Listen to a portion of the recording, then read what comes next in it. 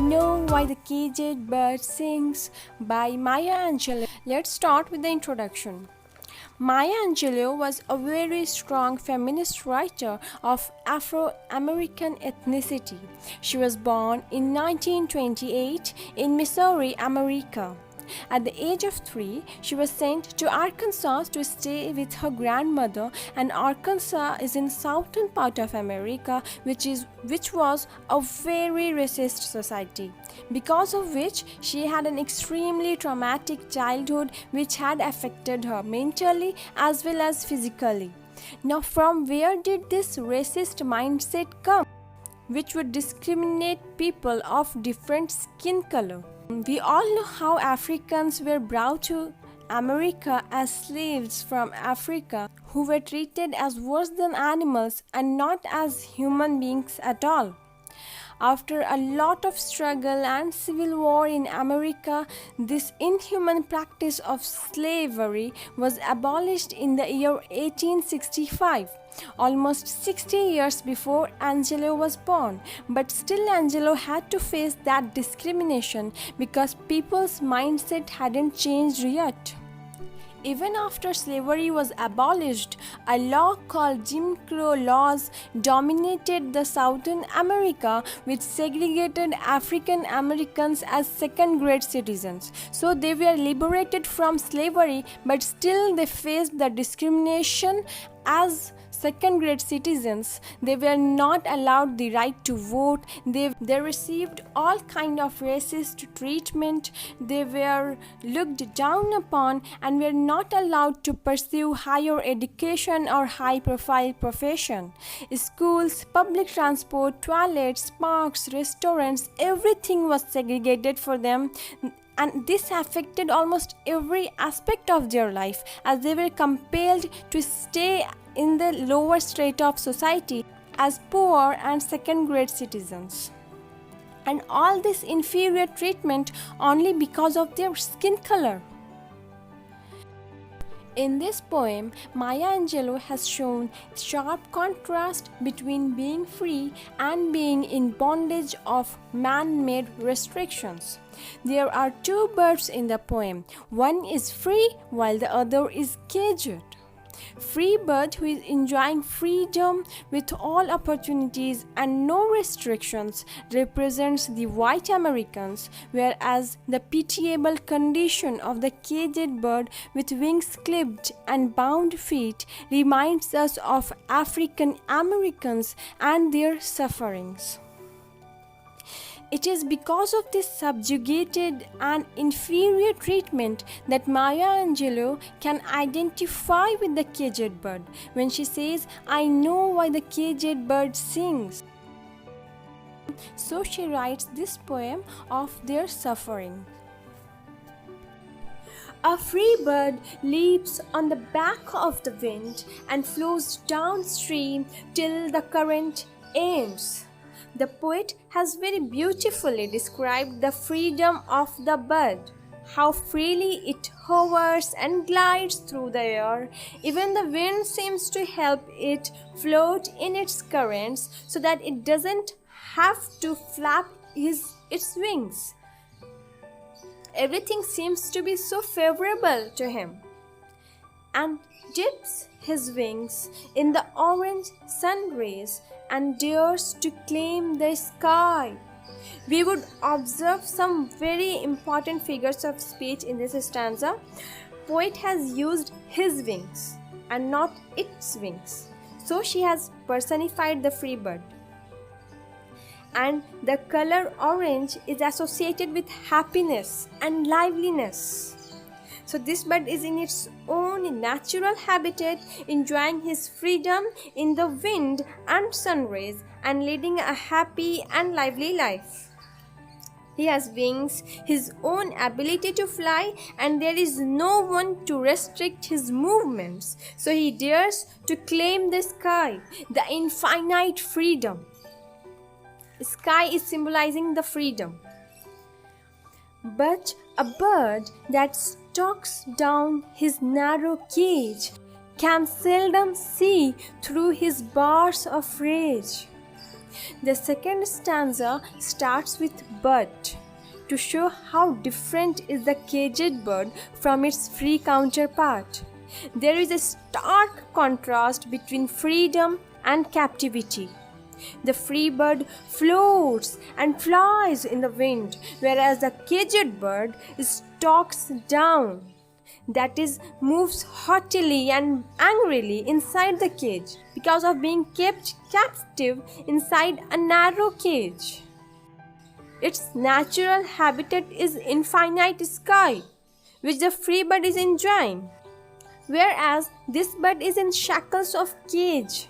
Not only his movements are restricted, but his vision are blurred too. Captivity fills him with frustration and rage, which acts like a bar in envisioning his own dreams and goals. He can't even see his own dreams, his own goals, his own ideals and ideologies. His wings are clipped and his feet are tied, so he opens his throat to sing. Everything about this bird shows pain and distress. Wings give birds freedom to fly above the rest, but his wings are clipped, are cut. Free bird is claiming the whole sky, and here this bird is bound and tied down to the ground forcibly. It can't fly to the sky. If metaphorically we talk, then African Americans, all independence were taken away from them. They were not allowed to make progress so that they could be bound to the lowest strata of the society as second-grade citizens. But the caged bird opens his throat to sing, implying that although it may be frustrated, it may be shackled and unable to break those bonds, it will not be silenced. Just like the African Americans who protested through poetry, music, and literature, just like what Maya Angelou is doing in this poem. The caged bird sings with fearful trill. This bird has a quavering voice. It is unsure of its own freedom, but still it sings on a high note so that everyone can hear. And it is fearful because it is revolting in nature against its oppressors. It is protesting, it is revolting, and it is raising its voice against these shackles. Of things unknown but longed for still. So he sings of a better life, of his dreams, where he can fly freely, where he has his own free will, free from the suffering of bondage. But all these are unknown to him for now, for present, because he has never experienced those things. But he still longs and craves for it because he knows that these are his rights.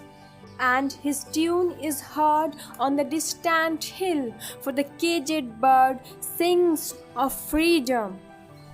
The bird's wings can be clipped and its feet can be tied, but its voice cannot be suppressed. He sings of his own right of freedom with all his pent-up emotions. His song cannot be suppressed.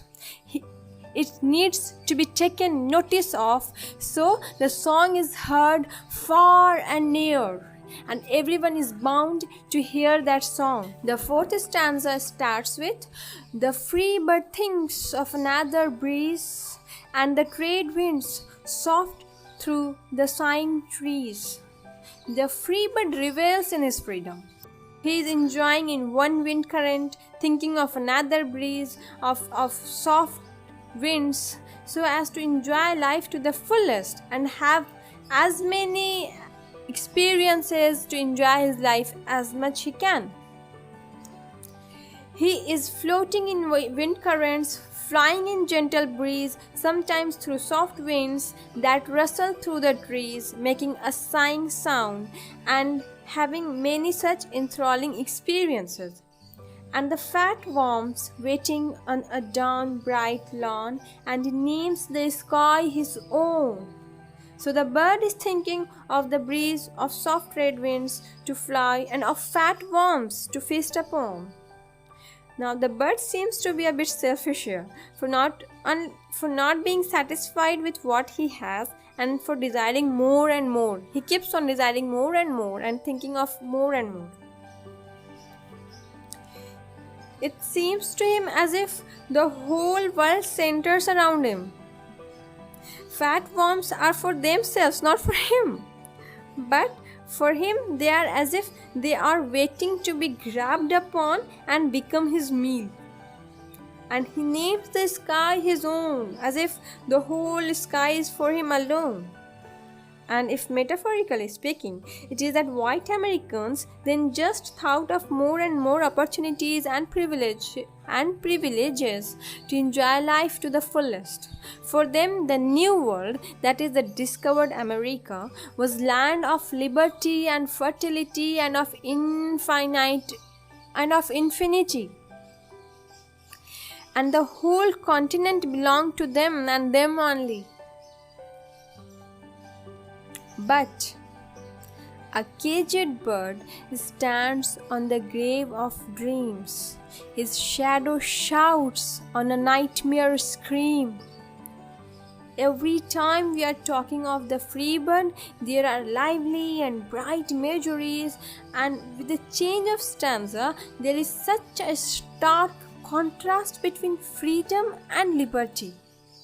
For the caged bird, cage has become the symbol of grave, of death, where everything is dying.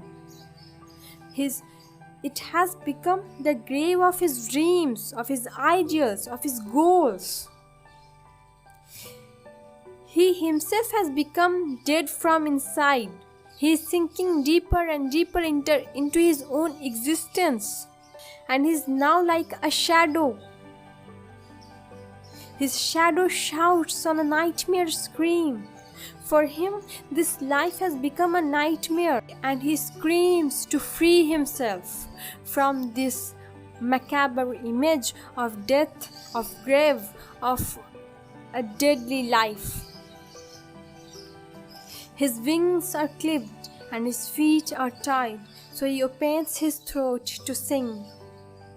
The repetition of this line is to show the distressing condition of the caged bird, and what the voices of discrimination, injustice, and inhuman treatment to others can do to them. But the caged bird would fight against all adversities and go on singing for freedom, and will achieve it one day. The caged bird sings with a fearful trill of things unknown but longed for still, and his tune is heard on the distant hills, for the caged bird sings of freedom. This refrain, recurring as a stanza, justifies the bird's stout determination to keep singing and raising his voice for his dream and for his freedom. One thing which was very important in this poem was that both the birds are referred to as his and not its, implying that they serve to symbolize much more than what lies on the surface. This is not just about two birds, but the whole history of the oppressors and the oppressed, and how wings can be clipped and feet can be tied down, but voice cannot be stopped, and voice should be raised against unlawfulness and injustice.